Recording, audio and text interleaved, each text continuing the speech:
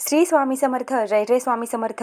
तर हरतालिका जवळ आलेली आहे व सर्व विवाहित स्त्रिया व कुमारिका आपल्या पतीला दीर्घायुष्य मिळावं व आपल्याला मनासारखा जोडीदार मिळावा यासाठी हे व्रत करत असतात. तर आपल्याला पूजेची तयारी कशी करायची आहे आपण ह्या व्हिडिओमध्ये बघणार आहोत. स्वच्छता करायची आहे, त्या ठिकाणी आपल्याला पूजा करायची आहे, ती जागा आपल्याला स्वच्छ करून घ्यायची आहे. त्यावर नंतर चौरंग किंवा पाट ठेवून केळीच्या पानांनी किंवा खांबांनी त्याची सजावट करायची आहे. चौरंगावर गौरी शंकराची मूर्ती स्थापित करायची. पूजेसाठी लागणारं जे साहित्य आहे जसं की फूल, पत्री, पाने, धूप, दीप, नैवेद्य, फळे इत्यादी सर्व आपल्याला अगोदर जमा करून ठेवायचं आहे. या दिवशी स्त्रिया उपवास करतात किंवा निर्जल राहतात किंवा फलाहार घेतात. आता सकाळी लवकर उठायचं आहे, सुगंधी तेल लावून स्नान करायचं आहे, आपल्याला षोडोपचार पूजा करायची आहे गौरी शंकरांची.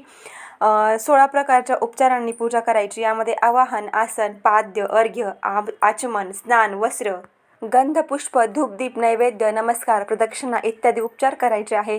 आपल्याला पूजेच्या वेळी ओम गौरी शंकराय नमः या मंत्राचा जप करायचा आहे.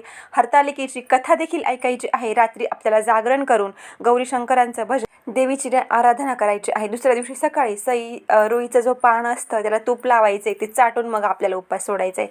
तर हरतालिकेच्या दिवशी स्त्रियांनी शक्यतो लाल रंगाचे किंवा पिवळ्या रंगाचे वस्त्र परिधान करायचे आहे. या व्रतामध्ये महिला पतीच्या दीर्घायुष्यासाठी आणि सुख समृद्धीसाठी प्रार्थना करतात.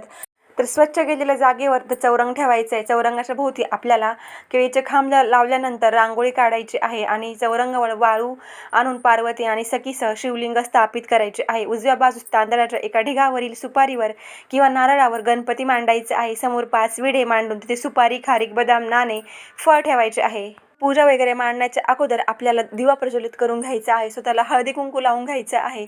हळदी कुंकू अक्षदा वाहून मनोभावी नमस्कार करायचा. घरातील वडीलधाऱ्यांना नमस्कार करायचा आणि पूजेला प्रारंभ करायचा. दिव्याची पूजा प्रथम करून घ्यायची व सर्वप्रथम गणपतीची आणि नंतर महादेव व सखी पार्वतींची षोडोपचार पूजा करायची. पूजेसाठी घेतलेले साहित्य विधीपूर्वक देवाला अर्पित करायचे. पूजेसाठी लागणारे साहित्य असे आहे: चौरंग, रांगोळी, तांदूळ, पाण्याचा कलश, ताम्हण, पळी, पंचपात्र, तसराळ, आसन, निरांजन, शंख, घंटा, समई, कापूरवाती, हळद कुंकू, अष्टगंध, गुलाल, बुक्का, चंदन, अक्षदा, उदबत्ती, कापूर, तुपाच्या व तेलाच्या वाती, उत्तर फाया, विड्याची पाने, सुपाऱ्या, बदाम, खारका, नारळ, फळे, खडीसाखर, गुळ, खोबरे, पंचामृत, कापसाचे वस्त्र. इथे आपल्याला 16 पत्री घ्यायच्या आहेत.